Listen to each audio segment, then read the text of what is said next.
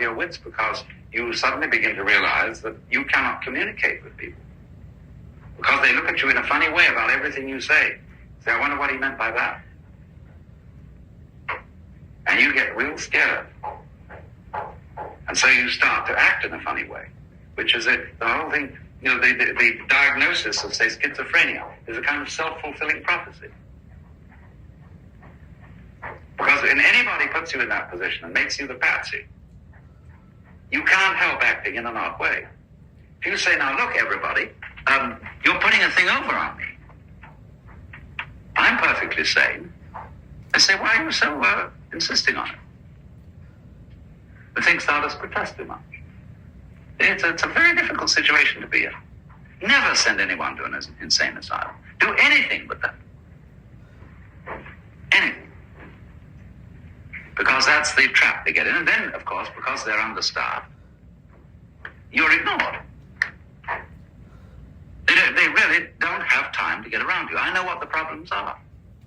And even as being further signs of insanity, of lack of cooperation, finally they throw you in a cell where there's nothing left to you but take shit and throw it at the walls in order to get some kind of attention. And they see how far gone it is.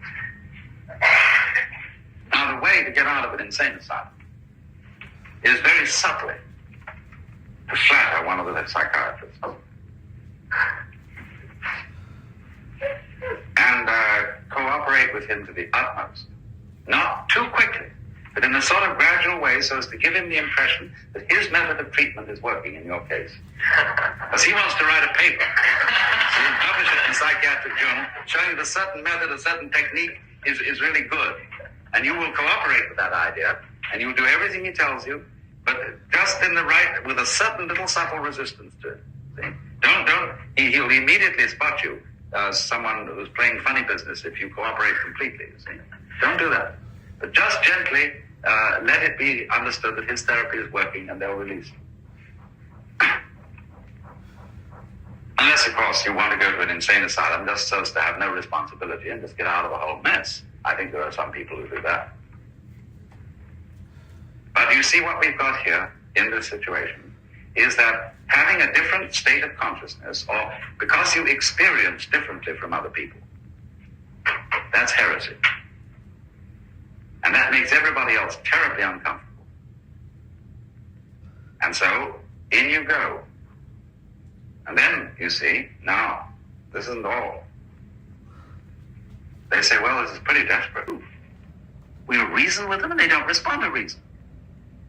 Well, let's apply a thumbscrew or something, and let's see if that will just make the difference. No? This very stubborn patient. Well, it's a last resort, but we could burn them. Because they might, under the torture of being burned, repent, and therefore escape everlasting damnation.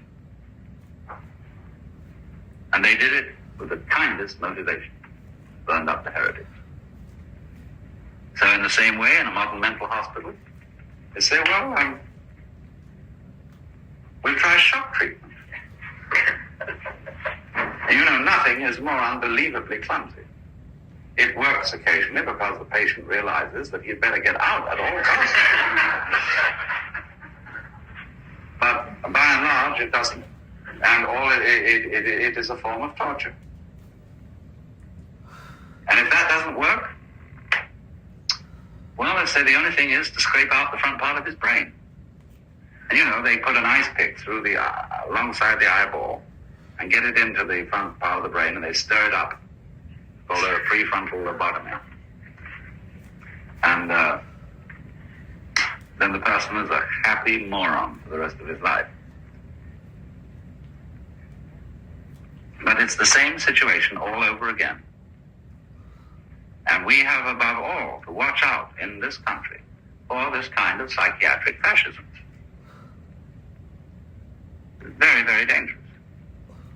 And the problem